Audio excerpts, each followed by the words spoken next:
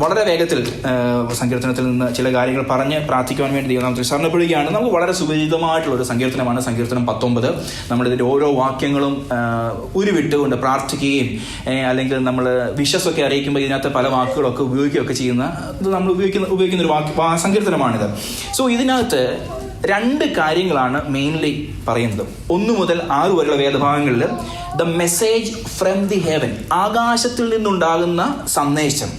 2ാമത്തെ ഭാഗം from verse 7 to അവസാനം വരെ the message from the word of God, ദൈവവചനത്തിൽ നിന്നുണ്ടാകുന്ന ശബ്ദം. അതിനെപ്പറ്റിയാണ് 2 കാര്യങ്ങൾ മാത്രമാണ് ഈ സങ്കീർത്തനത്തിൽ പ്രതിപാദിച്ചിരിക്കുന്നത്. സോ ആദ്യത്തെ വാക്യത്തിൽ ഇങ്ങനെ കാണുന്നു, ആകാശം ദൈവത്തിന്റെ മഹത്വത്തെ വർണ്ണിക്കുന്നു, ആകാശവിധാനം അവന്റെ കൈവേലയെ പ്രസിദ്ധമാക്കുന്നു. So the evidence of his glory is revealed in this nature it self.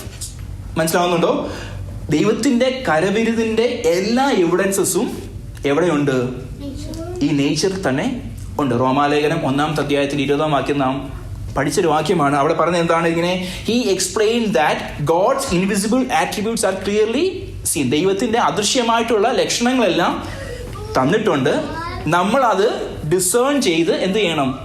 അതിന് ദൈവത്തെ മഹത്വപ്പെടുത്തണം. ദൈവം എന്നറിഞ്ഞ് മഹത്വപ്പെടുത്തേണ്ടത് വളരെ അത്യാവശ്യമാണ്. സോ ഇവിടെ കാണുന്നു, ആകാശം ദൈവത്തിന്റെ മഹത്വത്തെ വർണ്ണിക്കുന്നു, ആകാശം വിധാനം അവന്റെ കൈവേല. 2 കാര്യങ്ങളാണ്, പക്ഷെ സെയിം സംഭവം തന്നെയാണ്. ആകാശവും ആകാശവിധാനവും. 2ാമത് സങ്കീർത്തനക്കാരനായ ദാവീദ് പറയുന്നത് ഇങ്ങനെയാണ്, ആകാശവിധാനം. സോ ഇറ്റ്സ് എ പോയറ്റിക് ഫ്രേസിലാണ് അദ്ദേഹം പറഞ്ഞത് ആകാശവിധാനം എന്ന് അദ്ദേഹം പറയുന്നത് ഇടയാച്ചിരുന്നത്. 2nd വേഴ്സ്, പകൽ പകലിന് വാക്ക് പൊഴിക്കുന്നു, രാത്രി രാത്രിക്ക് അറിവ് കൊടുക്കുന്നു. നമ്മൾ പലപ്പോഴും കേട്ടിട്ടുള്ള കാര്യമാണ്, ഒരു പകല് തീരുമ്പോൾ രാത്രിക്ക് അറിവ് കൊടുക്കുന്നു എന്നൊക്കെ ഞാൻ കേട്ടിട്ടുള്ളതാണ്. ഞാൻ അതിനെക്കാട്ടിലും കുറച്ചുകൂടെ ഡിഫറെൻ്റ് ആയിട്ട് ചിന്തിക്കാൻ വേണ്ടിയാണ് ആഗ്രഹിക്കുന്നത്. പകലിന് വാക്ക് പൊഴിക്കുന്നു, രാത്രിക്ക് അറിവ് കൊടുക്കുന്നു. 2 നേച്ചറിന്റെ 2 സൈക്കിൾസ് ആണ്, പകലും രാത്രിയും. നമ്മുടെ ആത്മീയ ജീവിതത്തിലേക്ക് നോക്കുന്നുണ്ടെങ്കിൽ പകലെന്ന് പറയുന്നത് എന്താണ്? കർത്താവിനോട് കൂടെ ചേർന്നിരുന്നു കൊണ്ട് നടക്കുന്ന ഒരനുഭവം. രാത്രി എന്ന് പറയുന്നത് deepest darkest situations of our life. നമ്മുടെ ജീവിതത്തിലൂടെ നാം നിരാശയിലൂടെയും വേദനയിലൂടെ ഒക്കെ കടന്നു പോകുന്ന ഒരു സമയമുണ്ട്, അല്ലേ? പകലിന് ഒരു മെസ്സേജ് ഉണ്ട്, ഈ രാത്രി വേഗം തീരും. ഈ രാത്രിക്ക് ഒരു മെസ്സേജ് ഉണ്ട്, പകല് ഈസ് ഓൾറെഡി ദെയർ. നമുക്കൊരു കാര്യമാണ്, റോബർട്ട് ഫ്രോസ്റ്റിൻ്റെ ഒരു പോയമുണ്ട്, if winter comes can spring be far behind. കേട്ടിട്ടില്ല? നിങ്ങൾ സ്കൂളിലൊന്നും പഠിച്ചിട്ടില്ലേ? വിൻ്റർ ഉണ്ടെങ്കിൽ ഒരു സമ്മർ അല്ലെങ്കിൽ സ്പ്രിങ് അധികം വൈകാതെ തന്നെ പുറത്തേക്ക് വരുവാൻ തക്കവണ്ണം ഇടയായിത്തീരും. രാത്രി നൽകുന്ന മെസ്സേജ് എന്താണെന്ന് വെച്ച് കഴിഞ്ഞാൽ, നമ്മൾ ഇതിനേക്കാൾ അപ്പുറമായിട്ട് ഇരുളിൻ്റെ പ്രവൃത്തി നടക്കുന്ന ഒരു ദിവസം കടന്നു വരുന്നുണ്ട്. ഇരുളിൻ്റെ പ്രവൃത്തികൾ എൻറിച്ച്ഡ് ആകുന്ന ഒരു സമയം കടന്നു വരുന്നുണ്ട്. അതിനു മുമ്പ് വെളിച്ചത്തിൻ്റെ മക്കളായി വെളിച്ചത്തിൻ്റെ പ്രവൃത്തികൾ ചെയ്യുവാൻ തക്കോണം നാം നമ്മെ തന്നെ ഒരുക്കണം എന്നുള്ള മെസ്സേജ് കൂടിയാണ് ആര് പറയുന്നത്? പകല് നമ്മോട് പറയാൻ തക്കോണം ഇടയായിത്തീരുന്നത്. സോ വേഴ്സ് 7 കാണുന്നു, യഹോവയുടെ ന്യായപ്രമാണം തികവുള്ളത്. 1 മുതൽ 6 വരെയുള്ള വാക്യങ്ങളിൽ യഹോവ എന്ന് ഉപയോഗിച്ചിരിക്കുന്നത് ഏൽ എന്നൊരു വാക്കാണ്. എൽ ഷദായ്, എൽ റോയി എന്ന് പറയുന്ന ആ ഒരു വാക്കാണ് ഉപയോഗിച്ചിരിക്കുന്നത്, അല്ലെങ്കിൽ ഒരു ജനറിക് നെയിമാണ് യൂസ് ചെയ്തിരിക്കുന്നത്. പക്ഷെങ്കിൽ വേഴ്സ് 7 to താഴോട്ട് വരുന്നത് യാഹുവേ എന്നുള്ള, യഹോവ എന്നതിന് യാഹുവേ എന്നുള്ള വാക്കാണ് ഉപയോഗിച്ചിരിക്കുന്നത്. അതല്ലെന്നുണ്ടെങ്കിൽ ദ ഗോഡ് ഓഫ് കവനന്റ്, ഉടമ്പടിയുടെ ദൈവം നമ്മോട് അറിയിക്കുന്ന ചില മെസ്സേജസ് ആണ് ഫ്രം വേഴ്സ് 7 through താഴോട്ടുള്ളത് നാം കാണുന്നതൊക്കെയാണ് ഇവിടെ അയച്ചിരുന്നിരിക്കുന്നത്. സോ വേഴ്സ് 7 ഇങ്ങനെ കാണുന്നു, യഹോവയുടെ ന്യായപ്രമാണം തികവുള്ളത്, അത് പ്രാണനെ തണുപ്പിക്കുന്നത്. നമ്മൾ മലയാളത്തിൽ വായിക്കുന്നതിന് പ്രാണനെ തണുപ്പിക്കുക എന്ന് പറഞ്ഞാൽ എൻ്റെ പ്രാണനെ അവൻ തണുപ്പിക്കുന്നു. സങ്കീർത്തനം 23 വാക്യം നമുക്ക് എടുത്തു വെച്ച് പറയാൻ പറ്റും. പക്ഷേ ഇംഗ്ലീഷിലൊക്കെ കാണുന്നതിനാണ്, the law of the lord is perfect converting the soul.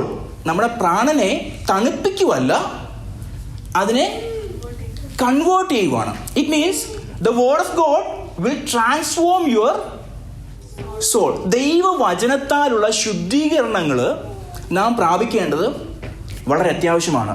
നമുക്ക് പാട്ടുകളുണ്ട്, വചനധ്യാനങ്ങൾ അതുപോലെ തന്നെ ഇമ്പോർട്ടൻ്റ് ആയിട്ടുള്ള കാര്യമാണ്. ഇതിനെ നമ്മുടെ 2 സെപ്പറേറ്റ് ചെയ്ത് ആരാധന എന്ന് പറയുന്നത് പാട്ട് പാടുന്ന സെഷൻസ് മാത്രമായിട്ട് നാം കാണുന്നത് വളരെ വികലമായിട്ടുള്ള ആത്മീയ കാഴ്ചപ്പാടാണ്. വചനധ്യാനവും, song is a medium to worship God and word of God is a medium to worship God, it's the nature of God is revealed through the word of God. ദൈവത്തിൻ്റെ ആട്രിബ്യൂട്ട്സിനെയും ദൈവത്തെയും നാം തിരിച്ചറിയുന്നത് എങ്ങനെയാണ്? ഗാനങ്ങളിലൂടെ അല്ല, അതിനപ്പുറമായി ദൈവവചനത്തിലൂടെയാണ് നാം മനസ്സിലാക്കുന്നത്. സോ ഈ ദൈവവചനം നമ്മുടെ ഉള്ളിൽ ക്രിയേറ്റ് ചെയ്യുമ്പോൾ അവിടെ ഒരു കൺവേർഷൻ നടക്കേണ്ടത് വളരെ അത്യാവശ്യമാണ്. ദൈവവചനം നമുക്ക് എൻകൗണ്ടറുകൾ ഉണ്ടാകണം. ദൈവവചനവുമായിട്ട് എൻകൗണ്ടറുകൾ ഉണ്ടാകണം. ഒരു മനുഷ്യനെ രക്ഷയ്ക്ക് ജ്ഞാനിയാക്കുവാനുള്ള എല്ലാ സത്യങ്ങളും അടങ്ങിയിരിക്കുന്ന ഒരു പുസ്തകമാണ് ഏത്? ഈ ദൈവവചനമെന്ന്, ഈ ബൈബിൾ എന്ന് പറയുന്നു. So make sure that we spend time with the word of God and make sure that we have encounters with the word of God. ഇന്ന് നമ്മൾ വായിക്കുന്ന ഒരു വേദഭാഗത്തിനകത്ത് കോപിക്കുന്നതിനെ പറ്റിയായിരിക്കും, നാളെ ചിലപ്പം കള്ളം പറയുന്നതിനെ പറ്റിയായിരിക്കും. ഓരോ ദിവസവും from 1 degree of holiness to another degree of holinessലേക്ക് നാം പോകണം എന്നുണ്ടെങ്കിൽ അനുദിനം ഈ ദൈവവചനം നമ്മെ ക്രിയ ചെയ്തേ മതിയാകത്തുള്ളൂ. മനസ്സിലാവുന്നുണ്ടോ? സോ ദൈവവചനം വായിക്കുന്നതും ദൈവവചനം ധ്യാനിക്കുന്നതും നമ്മുടെ ജീവിതത്തിന്റെ പാർട്ടായിട്ട് മാറ്റേണ്ടത് വളരെ അത്യാവശ്യമാണ്. എങ്ങനെയാണ് ഈ ഒരു സ്പിരിച്വൽ ട്രാൻസ്ഫോർമേഷൻ ദൈവം നമ്മുടെ ഉള്ളിൽ ഉണ്ടാക്കുന്നത്? First one, God's word reveals the truth about us. ദൈവത്തിന്റെ വചനം നമ്മെ പറ്റിയുള്ള സത്യങ്ങൾ വെളിപ്പെടുത്തുവാൻ തക്കോണം ഇടയായിട്ട്. നിങ്ങളത് വേദഭാഗം വായിക്കാമെങ്കിൽ വളരെ സന്തോഷമായിരുന്നു. യാക്കോബിന്റെ ലേഖനം 1-ാമത്തെ അധ്യായം അതിന്റെ 23-ഉം 24-ഉം വാക്യം ആരെങ്കിലും ഒരാളെ ശബ്ദമുയർത്തി വായിക്കാമോ? യാക്കോബിന്റെ ജെയിംസ് ചാപ്റ്റർ 1 വേഴ്സ് 23-24. സ്വാഭാവികം കണ്ണാടിയിൽ നോക്കുന്ന ആളോടൊക്കുന്നു.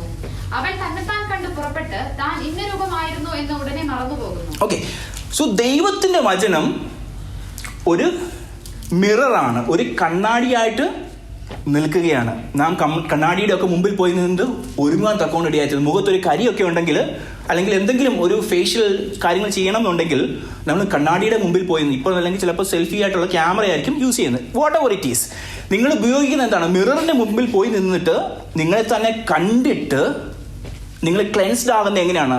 മുഖം കഴുകേണ്ട ആവശ്യമുണ്ട്, പല്ല് തേക്കേണ്ട ആവശ്യമുണ്ട്, മീശ ട്രിം ചെയ്യേണ്ട ആവശ്യമുണ്ട് എന്നൊക്കെ നാം മനസ്സിലാക്കുന്നത് എങ്ങനെയാണ്? ഈ കണ്ണാടിയുടെ മുമ്പിൽ പോയി നിന്നിട്ടാണ് നാം മനസ്സിലാക്കുന്നത്. സോ നാം എങ്ങനെയാണോ അത് അതേപടി കണ്ണാടി പ്രതിബിംബിച്ച് തരും.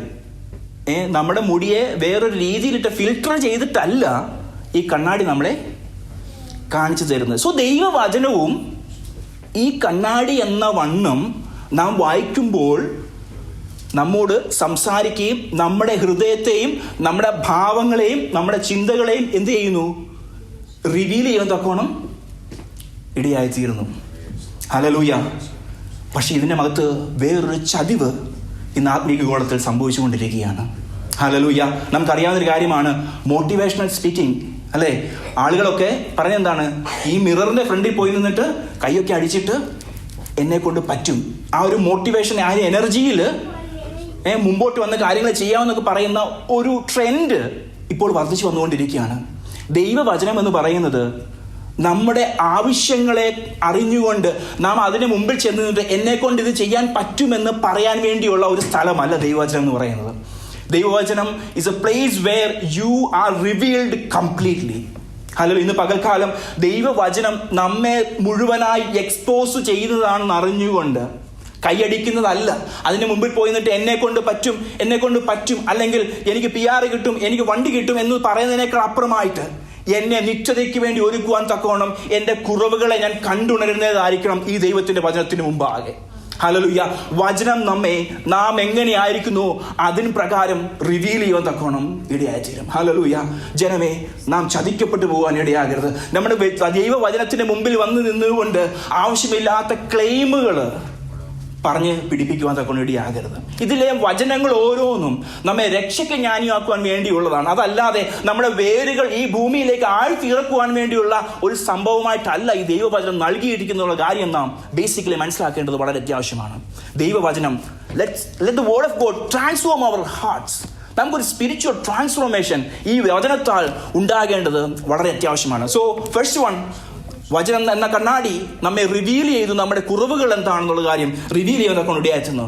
Second one, God's word points us to Christ. നാം കുറവുകൾ തിരിച്ചറിഞ്ഞു, കുറവുകൾ തിരിച്ചറിഞ്ഞു കഴിഞ്ഞപ്പോൾ ഈ കുറവുകൾ മാറ്റുവാൻ തക്കവണ്ണം ഒരുവൻ ശക്തനാണെന്നുള്ള കാര്യത്തിലേക്ക് നമ്മെ പോയിന്റ് ചെയ്യുന്നത് ആരാണ്? ഈ ദൈവവചനം തന്നെയാണ്. ദൈവവചനത്താലുള്ള ഈ ഒരു പോയിന്റിങ് നമുക്കറിയാം. യോഹന്നാന്റെ സുവിശേഷം ഒക്കെ വായിക്കുമ്പോൾ അവിടെ കാണുന്ന ഒത്തിരി വ്യക്തികളെ കാണുന്നുണ്ട്. യോഹന്നാൻ അവിടെ പറയുന്നുണ്ട്, ഞാൻ എന്നെ അയക്കപ്പെട്ടത് എന്തിനു വേണ്ടിയാണ്? ഞാൻ എന്റെ മുമ്പിൽ പിന്നാലെ വരുന്നവന്റെ വഴി ഒരുക്കുവാൻ വേണ്ടി വന്നതെന്നാണ് പറയുന്നത്. So he's a pin point, he's a pointer to Jesus Christ. Just as this the word of God points us to Jesus Christ.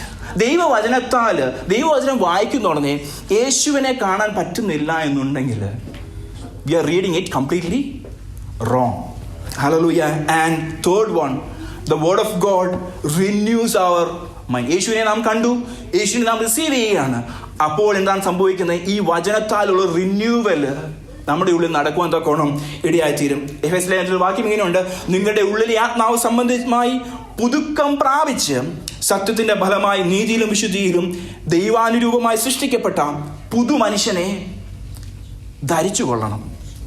ഈ ഒരു ട്രാൻസ്ഫോർമേഷൻ കാരണം നമ്മുടെ പഴയ മനുഷ്യനെ ഉരിഞ്ഞു കളഞ്ഞിട്ട് പുതു മനുഷ്യനെ ധരിക്കപ്പെടുന്നതും ഈ വചനത്താലുള്ള ശുദ്ധീകരണത്തിലൂടെയാണ്.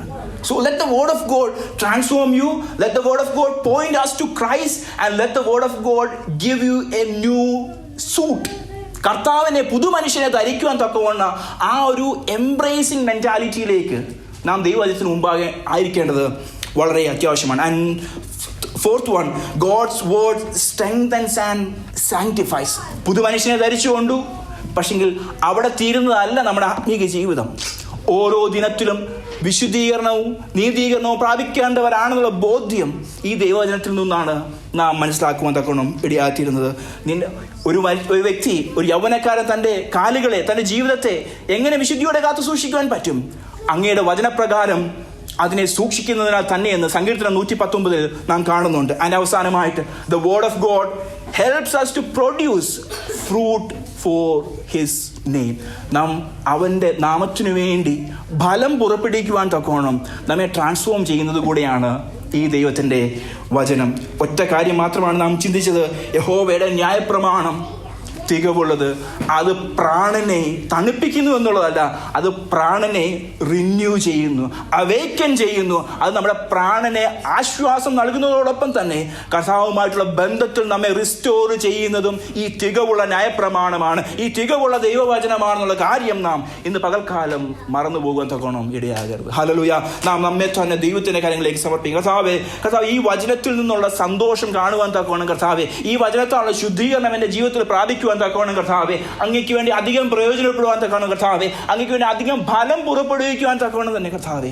ഇനി ഒന്ന് ചെത്തി വെടിപ്പാക്കണം കർത്താവെ. പുതു മനുഷ്യനെ ധരിച്ചുകൊണ്ട് ആ ജീവന്റെ പുതുക്കത്തിൽ നടക്കുവാൻ തക്കോണം നാം നമ്മെ തന്നെ ദൈവത്തിന്റെ കാര്യങ്ങളിലേക്ക് സമർപ്പിക്കേണ്ടത് വളരെ അത്യാവശ്യമാണ്. രണ്ടാമത്തെ ഭാഗം, യഹോവയുടെ സാക്ഷ്യം വിശ്വാസ്യമാകുന്നു, അത് അല്പബുദ്ധിയെ ജ്ഞാനിയാക്കുന്നു. Making wise the simple.